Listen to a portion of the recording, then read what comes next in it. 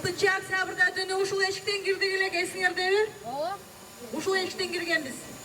Ошол катышкан, ошол окуяларга катышкан адамдар барбы? Кол көтөрүп койгончу.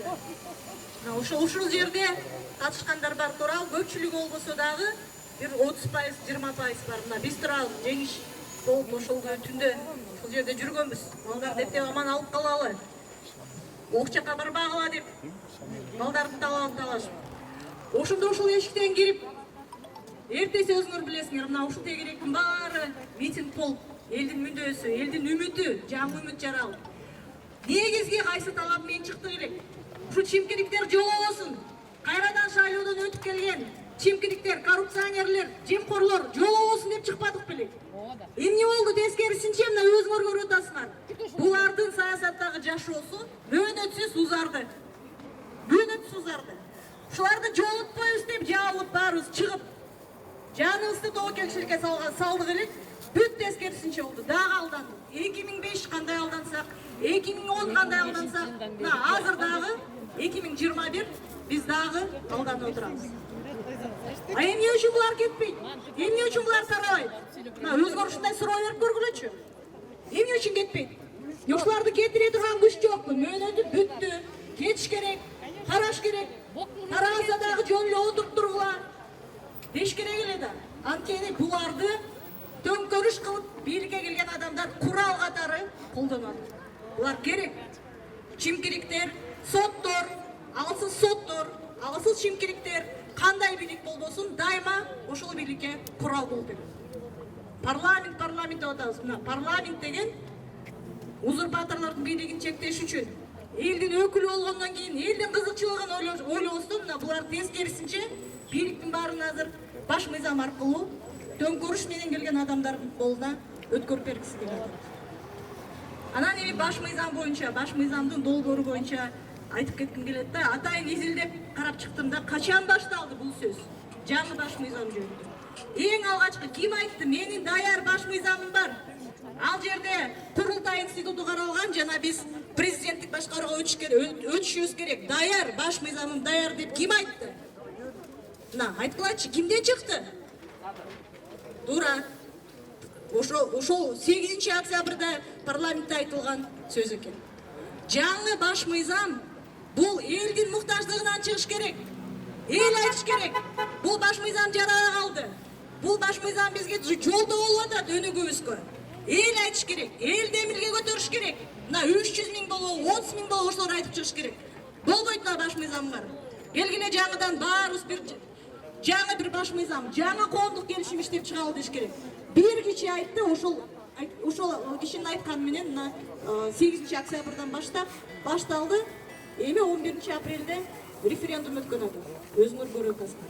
Демек, жалпы кызыкчылыкка эмес, жеке кызыкчылыкка багытталган баш мыйзам болуп атат да. Анан эми билесиңер, мен юристмин. Өзүм конституциялык тармакта иштеген адисмин да. Кийлигишпей, бул башынан легитимсиз болуп аткандан кийин мен кийлигишким келген жок. Бирок айла жок, эмнени кабыл алатыптыр деп изилдеп, өзүм дагы анализдеп чыктым. Юрист катары, адис катары айтып коюшум керек. Эгерде ушул баш мыйзам кабыл алынып иштеп кала турган болсо, бул баш мыйзам улуттук шермендечилик. Анткени бул баш мыйзамды саатсыз укук жөнүндө түшүнүгү жок, мыйзам жөнүндө түшүнүгү жок адамдар жазган. Аны жалгыз эле мен айтып аткан жокмун.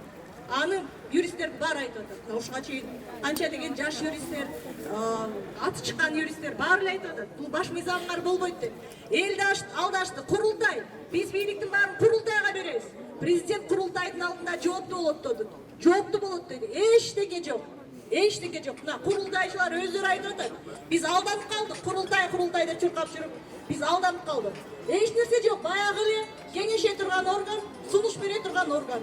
Президент келсин, доклад окуп койсун дептир 1 жылда. Болду, башка эч нерсе жок. Келет, докладын окуйт, кетет.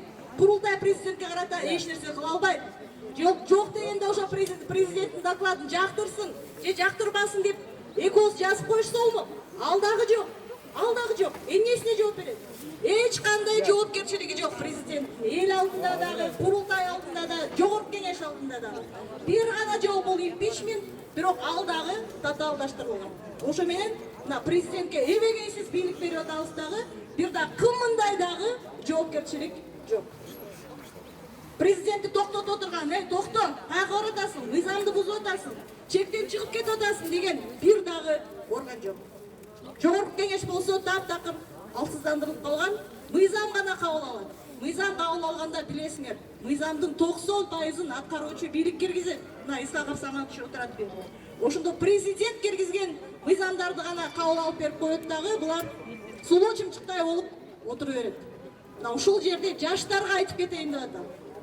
Бизге, силерге, биз мейли, биз ушундай системада коррупцияланган, авторитардык, уламдан улам узурпация болгон системада жашап келдик, мына балдарыбыз да чоңоюп калды. Бирок мына жаңы буунга айтайын деп атам. Мына силер жетилип калдыңар, илимдүүсүңөр, билимдүүсүңөр. Мамлекетти башкарууга силер келишиңер керек. Эгерде бир киши аны тегерек деген клан башкарып турса, дагы да ушинтип, көчөдө ушинтип митинг көрүп жүрүп калабыз да. Жол жабылат, жаштарга жол жабылат. Парламентке келүүгө, бийликке келүүгө, мамлекетти башкарууга жаштарга жол жабылат. Негизги маселе ушу жаштарга ушуну түшүндүрүп кетким келип атат.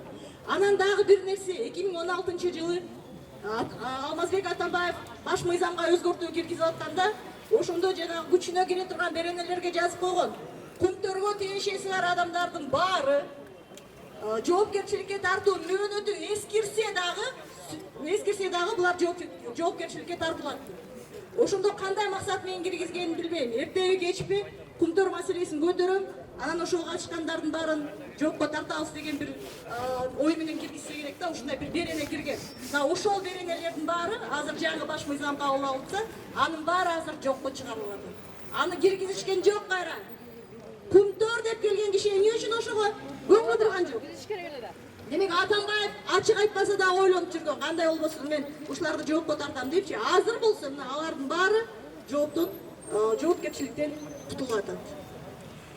11-апрелде эгерде референдум боло турган болсо, урматтуу ушул митингге катышып аткан биздин жарандарыбыз, жердештерибиз, бир чоң өтүнүч бар. Кандай болбосун 30% шайлоочу катышпаса, референдум болду деп эсептелинбейт. Катышкан күндө да анткени атайын шайлоого жабыштырып атышат. Шайлоого баргандан кийин референдумга да катталат, катышып кетсин деп атат. Эми ушуну жакшы түшүнүп туруп, ушул маселелерди, ушуларды жакшы сезип туруп, бир жок деп барсаңар, жок деп добуш берип койгулачы. Бир ай болот, мына 11-апрелге чейин бир ай түшүндүрүү иштери болот. Ошол түшүндүрүү иштерине катышкыла. Биз азыр агитациялык группаларды түзөбүз. Конституцияга каршы иштей турган. Бул мыйзамда көрсөтүлгөн. Мамлекет бизге эфир берет. Мамлекет бизге мүмкүнчүлүк берет үгүт иштерин жүргүзгөнгө. Ошон үчүн жеңиш менен байланышта болуп, ошол агитациялык группаларга жазылып, элибизге жеткирели. Мындай баш мыйзам болбойт. Эгерде чындап эле жаңы баш мыйзам керек боло турган болсо, анда жалпы баарыбыз элдин баары макул боло турган, элдин баарына жага турган, элге иштей турган, бийликти жоопко тарта турган, бийликти чектей турган баш мыйзам иштеп чыгабы. Рахмат.